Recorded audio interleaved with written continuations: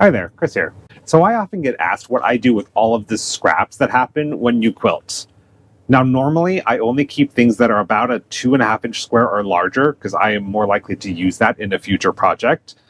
But what do you do with these skinny strips or these odd shapes and you just don't know what to do with them? Normally I recycle them through a service that I have local to me, but today I'm going to show you a project that's going to use all of these up and put them into a new quilt. So I'm going to do what is known as crumb piecing, which is where you take your scraps of fabric, oddly shaped fabrics, small pieces, and sew them together to make a larger usable piece, and then use that in your quilt. Something like this. So there's no precise measurements, there's no pattern pieces, you just sew them together and make a usable piece of fabric. This is the double wedding ring 2-die set from AccuQuilt. It is die number 55078. It comes on 2 die boards. There are 2 different sizes of double wedding ring available from AccuQuilt. For this project, you need to make sure you get the smaller one that comes on 2 die boards. And the reason is, this set has the option with a solid arch. The other one only has the option for a pieced arch. So to get started, what I've done is I've measured out the arch, what size rectangle would be needed to fully cover it in fabric. And it comes out to about 9.5 inches by 3 3/4 inches. Now I could just sew all of my fabrics together all willy-nilly until I get a large enough piece, but to help keep myself organized and on track to make sure I have full coverage, I'm going to be foundation paper piecing my crumbs together to keep me on track. So what I've done is I just took a bunch of junk mail, flyers, magazines, and cut out strips of paper that are 3 3/4 by 9.5. And I will sew the fabric to this, and once it's fully covered, I know that I have enough fabric to then cut out my arch. And it will look something like this. I'll just rip the paper away, give it a good press, and use this to cut out the arch. Now I did some math, and for the size quilt that I'm going to make, I need a total of 220 arches to make 110 of these melon shapes. Another thing I'm going to do to save myself from having to sew 220 crumb blocks is actually use my stack of orphan blocks that just don't have a home and cut those into arches as well. Now I know that's going to make some people cringe, but these blocks have been sitting in a box for like 2 years, so they're not getting used. I often forget that they exist. They're just not finding a home into an orphan block quilt. So what better way than to give them use? I'll just cut the size I need, cut the arch out of it, and include it in my quilt. Some of these blocks I made, some I inherited from the free table at my guild. Either way, it's usable fabric, and it's going to be put into a quilt. So before I start all my crumb piecing, I need to cut out the papers to sew onto. And luckily, this big old catalog came in the mail today that I don't need. So I'm going to rip off some pages and start cutting my pieces. So to cut them, I am just going to use my acrylic ruler and a large rotary cutter. You'll probably want to use an older blade because the paper will dull your blade.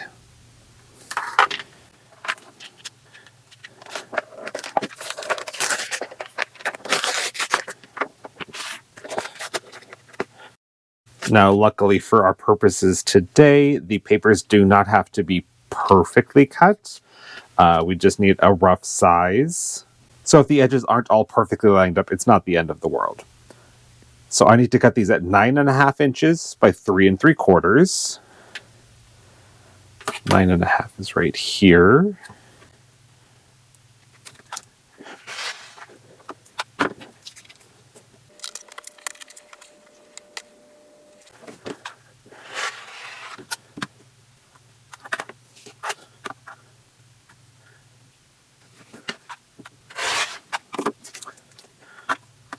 Wonderful. I can get 2 pieces out of 1 page, so that'll be a good saver. So in addition to keeping me on track to make sure I have full coverage for the die, I could also count out 220 of these to make sure I stay on track for how many I need. Also will just give me a count so I can see the pile getting smaller, know that I'm nearing the end. Now I'll also be crumb piecing the cornerstones for this. So I need to cut out some squares as my foundation for those.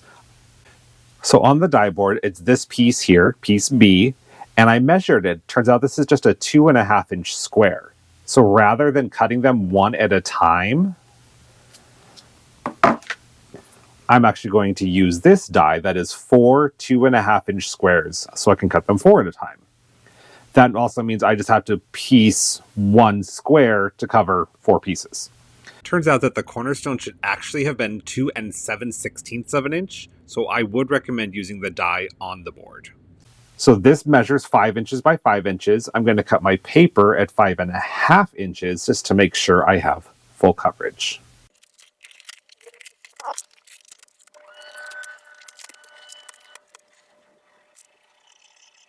So I'm going to cut these 5.5 inches, which is right there.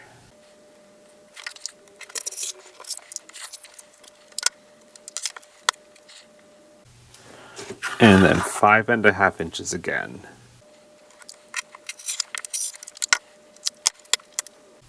Now I can take these over to the sewing machine and start sewing on some scraps. So I will start with just a piece of paper and start pulling scraps. Line up 2, and then do your standard 1/4 inch.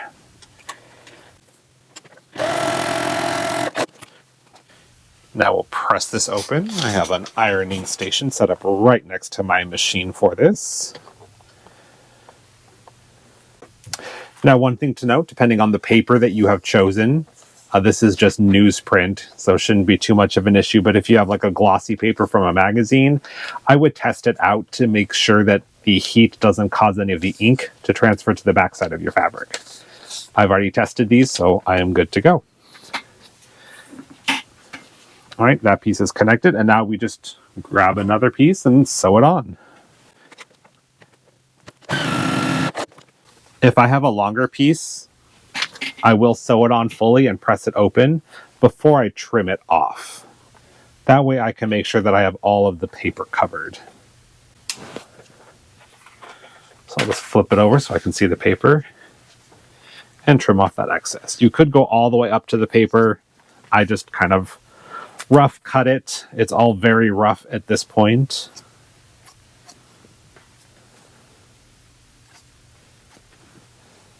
Now these itty bitty little pieces, I am just going to toss. I don't need to save those any longer.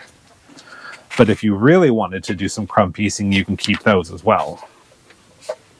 All right, we'll just go through the bin, find a color I like to go with this. And you can see this strip is only about 1 inch wide. Normally that would go right into my recycle bag, but for this project, it's going to get used. And you just continue along until you get to the end of your paper. All right, now we'll go ahead and trim those. Now let's say I didn't want this much of this green showing here. I don't have to follow that line. When I add on my next piece, instead of lining up the edges, I can bring it in more and sew along that. Now I will want to trim away this excess. I just don't want that bulk in my quilt. So before I open this up and press it, what I will do is flip it around and fold the paper back right on that stitch line. You can then use something like an 1/4 ruler or just a regular ruler and trim about 1/4 inch away from the stitching. Now this is a good size piece, so I'll put that back in. And now I can fold the paper back and press open my latest seam.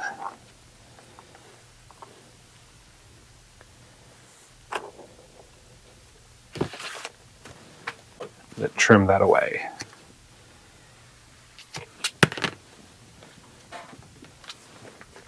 And you just continue until you get the whole paper covered.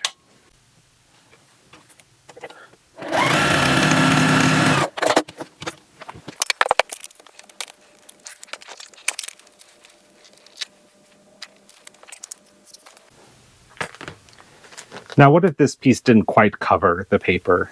That's not a lot. I could probably be fine because we are cutting an arc out of it. So I can make sure that it's pieced on the die in a way that that won't affect it. But let's say it was a little more dramatic than that. Let's say it was something like this. All you need to do is take your next piece of fabric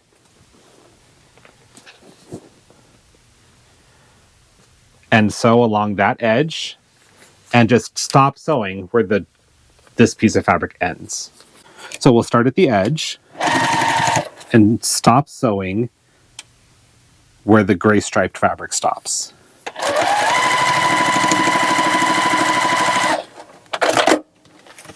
Then we'll press this back, and then I'm just gonna trim off so that this edge is about parallel with this edge, so I can sew my next piece there.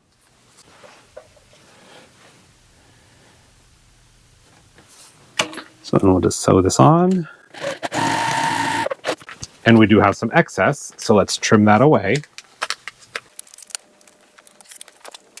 And now we can press that back. Let's give this a little trim. Again, it doesn't have to be perfect. If it's a little bit bigger than the paper, that is fine. And the edges don't have to be clean. The goal really is just to get the paper covered. If you like, you can pull the papers out as you make these, or you can make yourself a big stack of them, sit in front of the TV, and just sit there tearing papers out.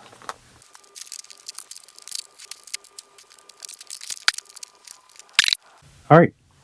You do want to take all the papers out before you run it through the AccuQuilt. And it's not that it's going to dull the blades or anything, but what I want to do is give it one really good press before I send it through, just to make sure that all of those seams are lying perfectly flat and there's no little folds. If while you were sewing a fabric shifted, it's possible that there's like a little overlap where it's not actually sewn. And then after you cut it, if that opens up, it's not going to be the right shape. So just give it a good pressing, and then you're ready to cut it on the AccuQuilt. Now I need to make 220 of these, either by making them out of crumb pieces or using an orphan block. This one I could probably get 2 arcs out of, maybe 3. So this is going to take me a little bit. So let's do a little time lapse of me sewing a few of these.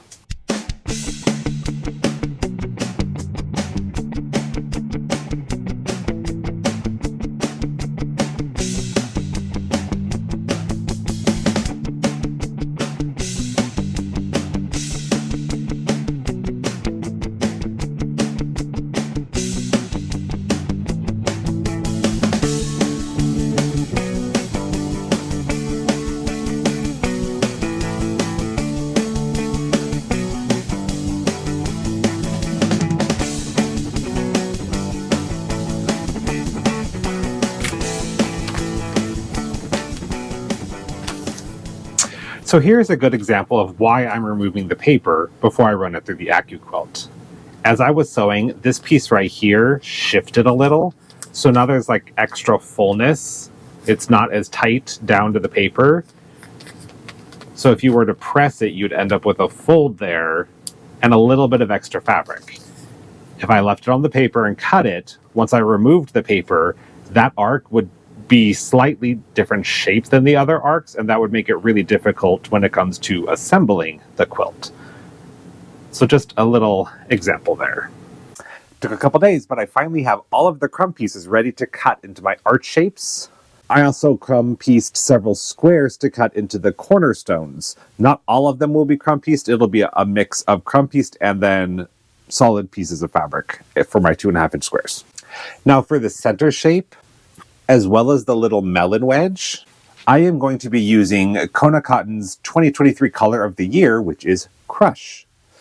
I wanted to pick a color that isn't very prominent in all of my crumb piecing, and since this is a brand new color this year, this exact color doesn't appear anywhere in the crumb piecing. There are some similar colors, but I did try to avoid them as I was piecing. But if I wanted to go with like a gray or a white, there's a lot of that in the crumb piecing, and you would lose some of the effects of those arches. So this is what I'm going with for the entire quilt. Now to cut out these shapes, what I'm going to do is cut width of fabric strips, the height of this shape, and cut all of these first. I need a total of 42 of this shape, and in between them there's going to be some scrap, and I'll start my little melon wedges, cut out of those, and then cut a 7-inch strip for any remaining melon wedges I need, and I need 110 of those. So I'm going to get my strips cut out and then run them through the die cutter to get my shapes cut. So the strips for the center pieces is going to be 9 3/4 inches. And then I will be able to get about 4 of the centers cut per strip. So I'll need to cut 11 strips at 9 3/4 to get the 42 centers that I need. And I am going to press these before I run them through the die cutter.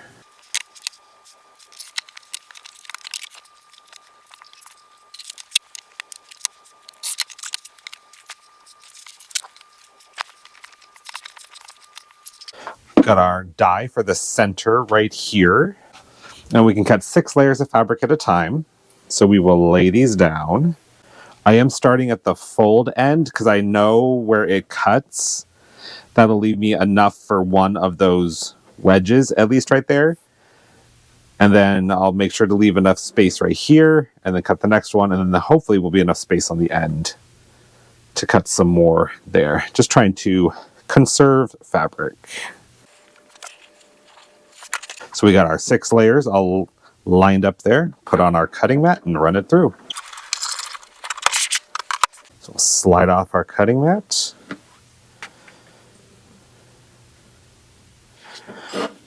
And we now have 6 of the center shapes cut, complete with notches. Set those aside.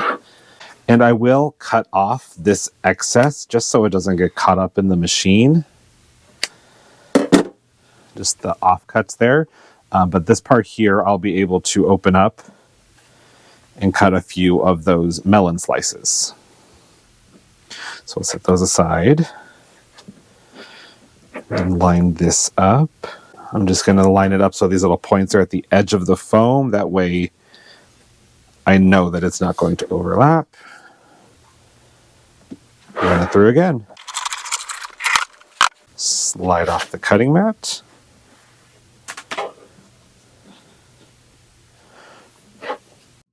And there's 6 more. Got 44 of these cut in less than 10 minutes. That's pretty cool. Now onto the melon slices. So we'll be cutting this shape right here. I'm going to start by using all of the offcuts from the centers, but all of these ones that are on the fold, I'm going to press those open real quick. So I'm going to go do that and be right back. All right, those are all pressed open. So now I can start layering them up and cutting this piece. Just making sure that the entire shape is covered.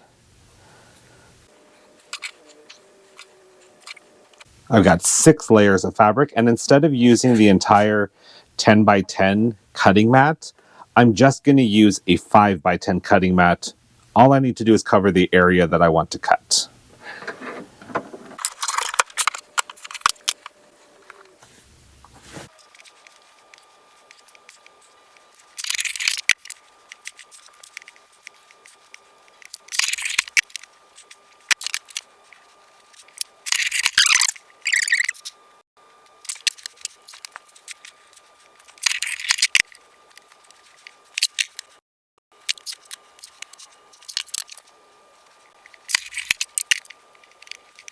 There we go.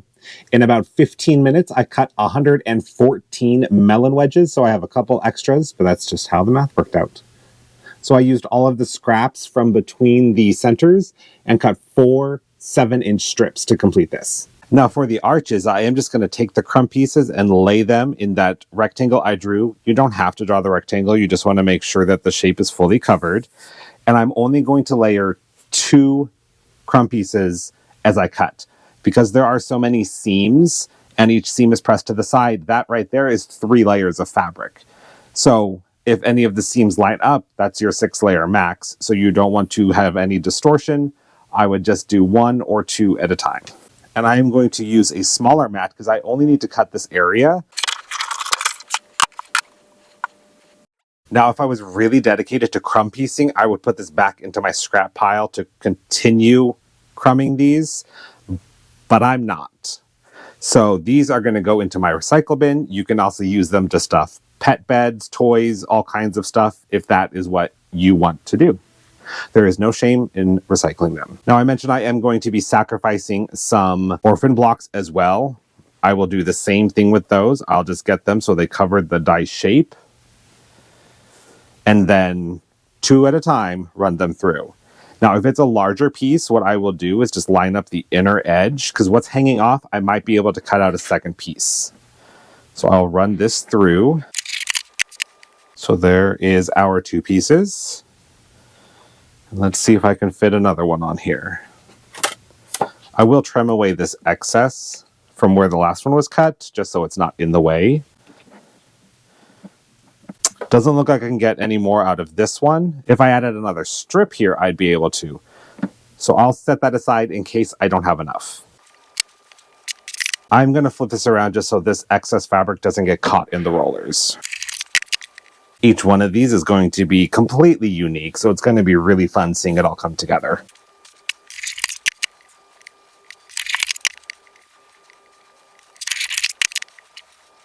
Now for the cornerstones, I will be using my 2.5-inch square from my 8-inch cube to cut 4 at a time. So I have crumb pieced a 5.5-inch square, and I will layer again just 2 of those because the seams are bulky and we don't want to have too many layers of fabric. So that gives me 8 very unique crumb pieced 2.5-inch squares that I can use for my cornerstones.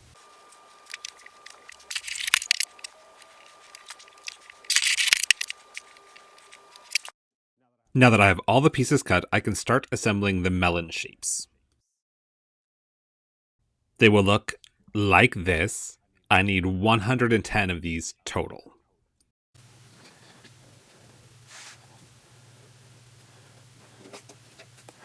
So to start, I have separated all of my arches and cornerstones into stacks of 110 each. So I need to take 1 stack of arches and both stacks of squares and sew 1 square to each end of the arch. And then for the other stack of arches, we will add the center of the melon. Let's head over to the sewing machine and get the squares attached to the first stack of arches.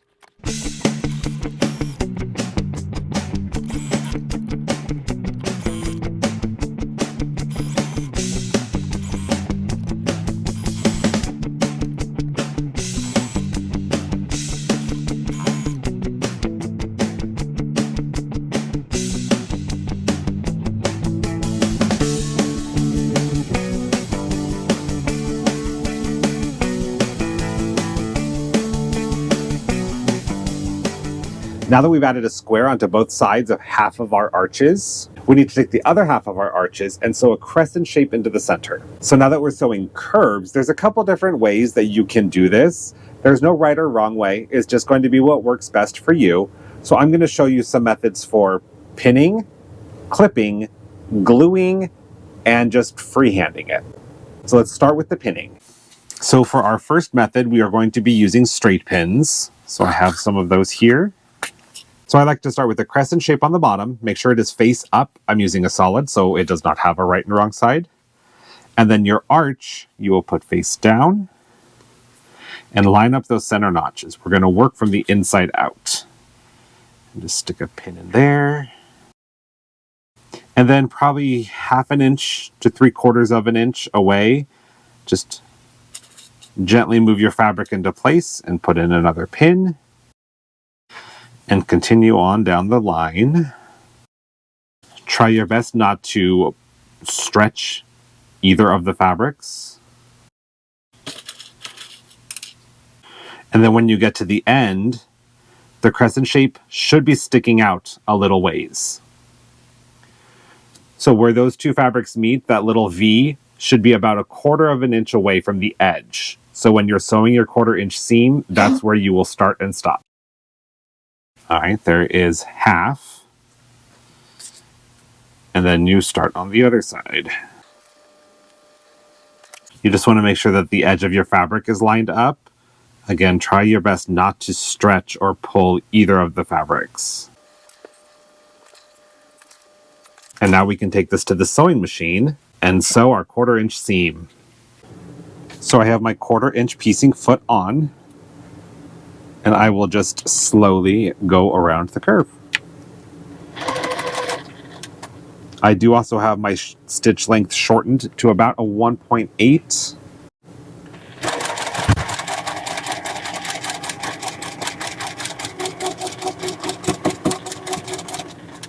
Oh, I shouldn't be sewing over my pins. Best practice is to remove your pins before you get to them. So I'll get really up close, then pull them out. When you get to the end part, it's hard to get everything to stay in place, so you can use a pin, or if you have a stiletto or a purple thing, just to hold it all while you go through. Because you want that stitching to end right where the two fabrics meet in that V. So that is perfect. I will be pressing all of the fabric towards the solid color, just because there are so many seams. It will be easier that way. But that looks pretty good. All right, let's go try our second method.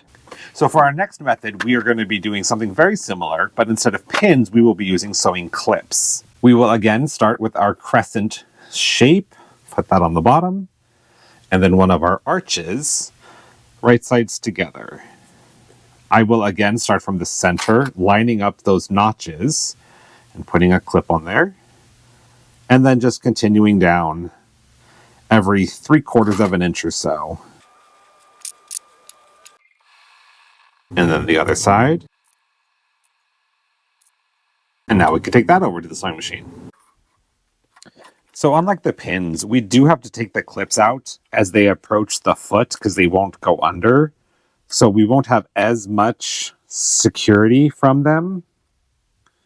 But I think it'll be okay. Again, just go slow, and you can use your fingers to make sure stuff stays in place as it goes under the foot. Take a couple stitches, then you can remove the next clip and do some sewing.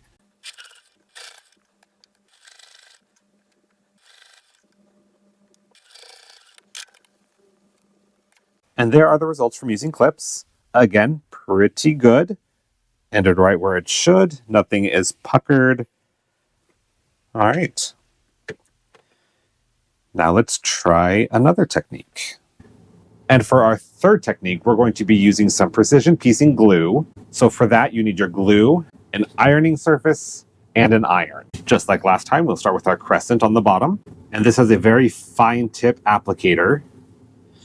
And we're just going to put a few dots. I'm going to start in the center and then work down one side. Just putting some little dots about every 1/4 inch or so. Do about half of it. Line up that little notch. Then start pressing these together. Hold it for a couple seconds with your fingers. That'll really help get them to stay in place. Get your edges lined up. And then just press your hot iron on there to dry the glue a little faster. So you can see those are holding together.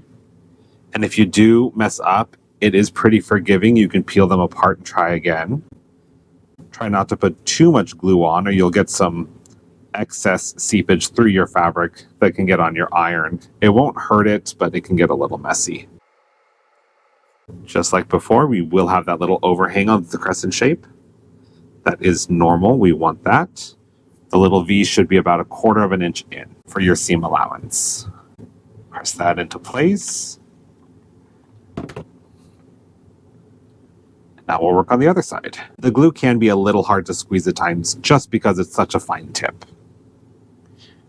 Press it into place and then hit it with an iron to dry it. We'll finish this up. And now those pieces are joined with that glue. You can just take it to the machine and sew your 1/4 inch seam. So one of the nice things about the glue is that you have no pins or clips to remove, so you can just sew. So it might be a little more work to get it set up, but then you don't have to remove stuff as you're going.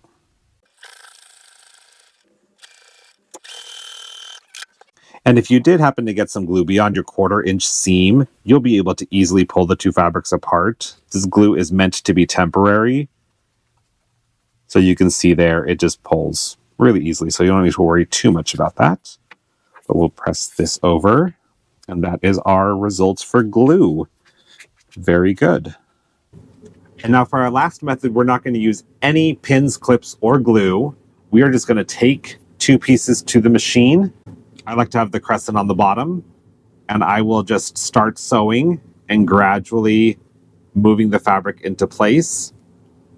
Remembering to have that little overhang and then match up your center notch and then ending again with that little bit of overhang.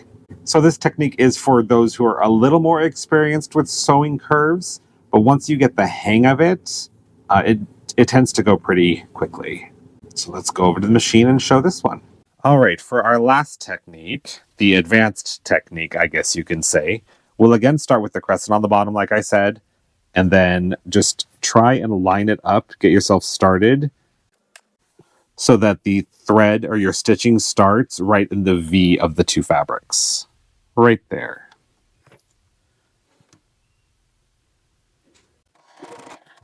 And then just as you go, you'll be moving the arch shape into place.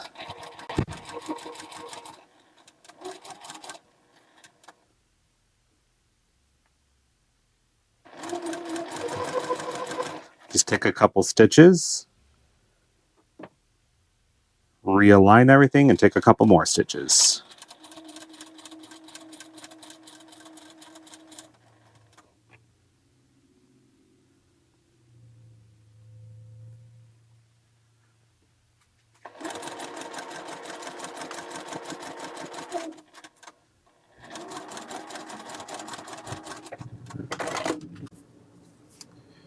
Not too bad.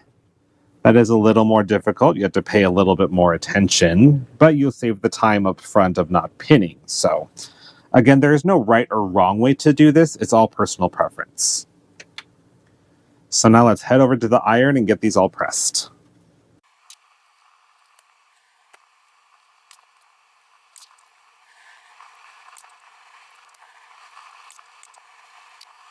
Okay, so we have our straight pins, sewing clips, glue, and freehand.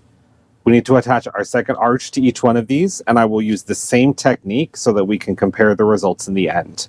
Now, as I'm pinning these, I want this seam where the cornerstone meets the arch to land right there. So about 1/4 of an inch in on this piece and 1/4 of an inch on this piece, those 2 seams should meet. So you just kind of have to play around with it and kind of judge where things are going. But I have found if I line this seam up with right where that little poke sticks out, I'm usually pretty close. Close enough for me. So that is what I will be using as my guide.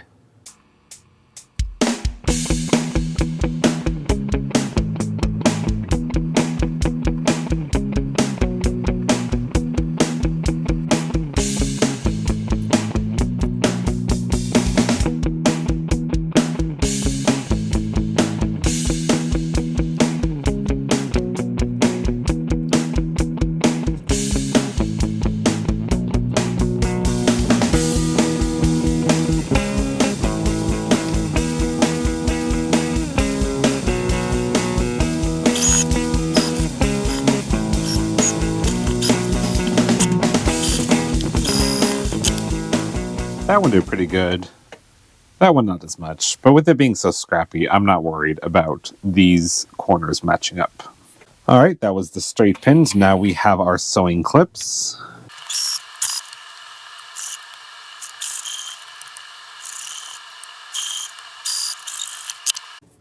Looking pretty good there. Still a little off on this side. That's okay though. And now for the seam glue.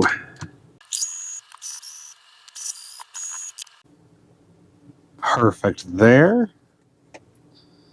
Pretty good there. And lastly is our freehand. Let's see how we can do here. Now these edges should line up. So we'll line up those edges with each other.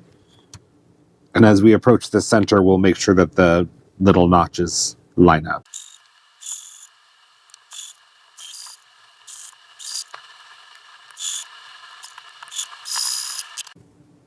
Oh, pretty good. All right, let's go press all these open.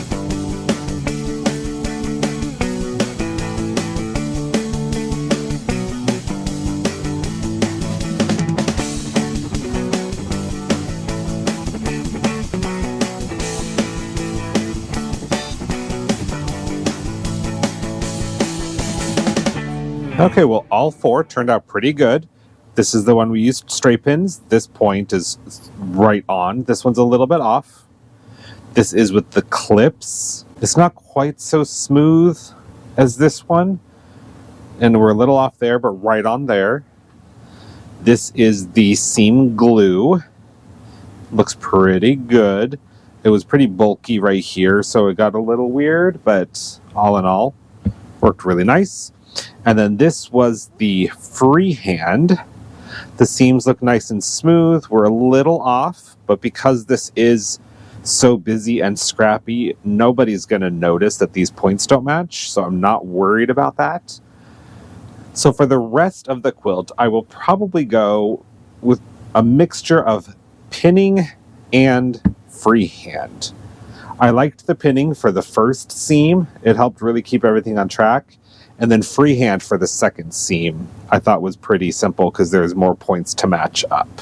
So I need to make the rest of the 110 melon shapes, and then we can lay out and assemble the quilt top.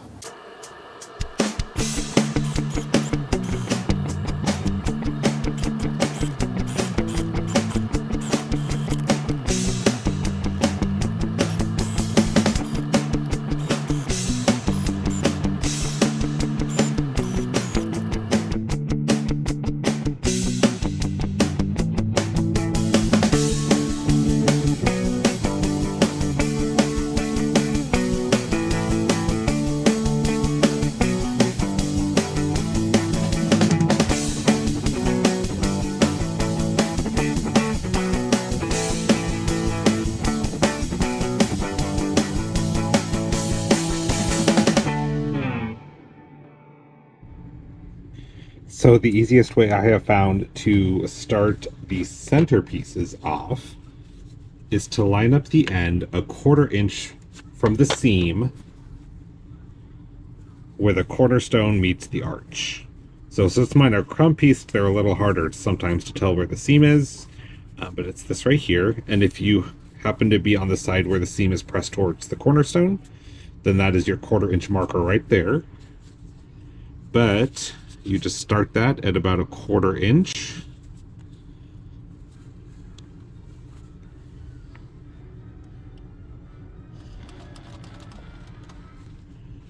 Then slowly work your way around. And then match up the two notches.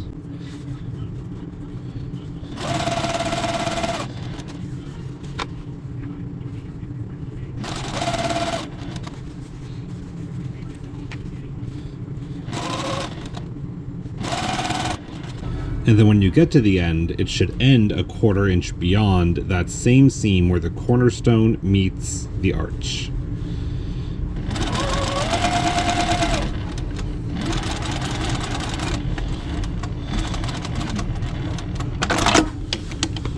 Just like that. And then when you press this, that seam should be exactly halfway right there.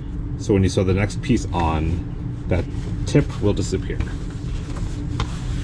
Pretty good. So I'm going to go press this, and then we will add another melon right here. All right, so now we're going to add this melon right here, and I already have two joined. So what I will do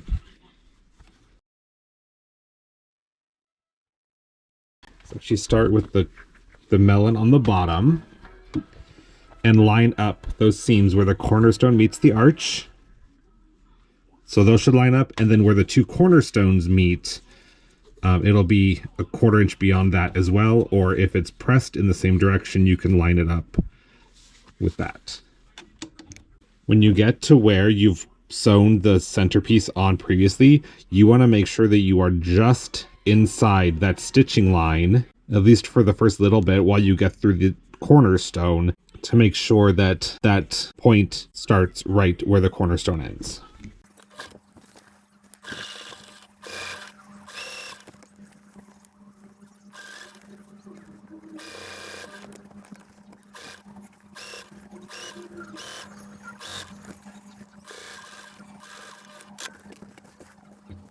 So you can see right there where the two cornerstones, where that line is, the point is going a little bit beyond. If I wanted to, I can make another seam just so it ends right there. I'm not too worried about that. As long as there's no raw edge showing, I'm good. This is a really good example of what it should look like. So that point is nice and sharp and ends right where the cornerstones meet. So I'll show you if you do have it a little bit beyond and you want to fix that. I would just go back and start right on your stitching line about halfway through the cornerstone. And then as you approach the seam where the cornerstone meets the arch, just stitch ever so slightly inside of that line. It is just about a thread's width. It's not much at all. And then taper back onto the stitching line. You don't need to redo the whole seam, just that area. There you go.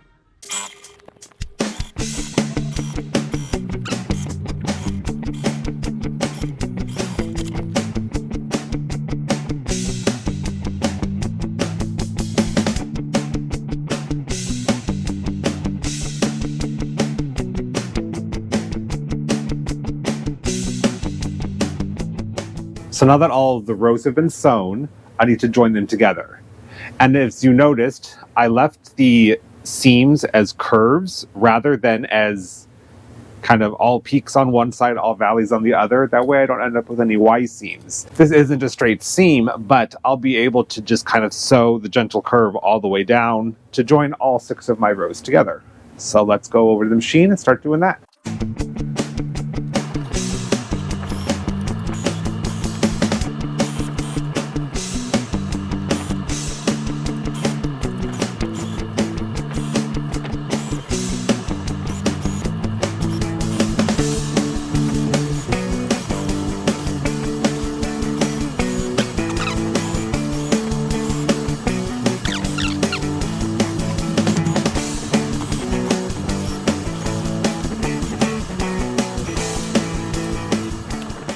So for the pressing, I am just going to be pushing it towards the centers as much as possible. The fabric wants to go that way anyway, so I will just let it do that. In the middle here, it is going to get twisted. My goal right now is just to get the top flat. I'm not worrying about which way the seams are facing.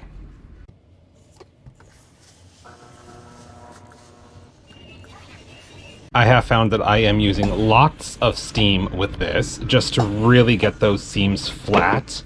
There's a lot of bulk happening, and the steam can even help where there's some fullness and stuff isn't quite fitting. You can help manipulate your fabric into place.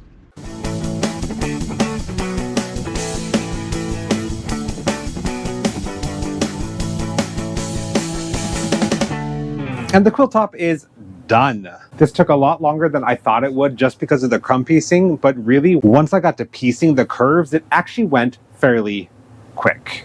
So now I'm going to let this sit on the design board for a couple days and try to decide how I'm going to quilt it. So I'm going to make another video showing the quilting and then also how I'm going to do the binding. Because it has curves, the binding needs to be a bias binding, which is done a little different than your traditional straight binding. So a few closing thoughts on this one. I would recommend practicing your curves freehand.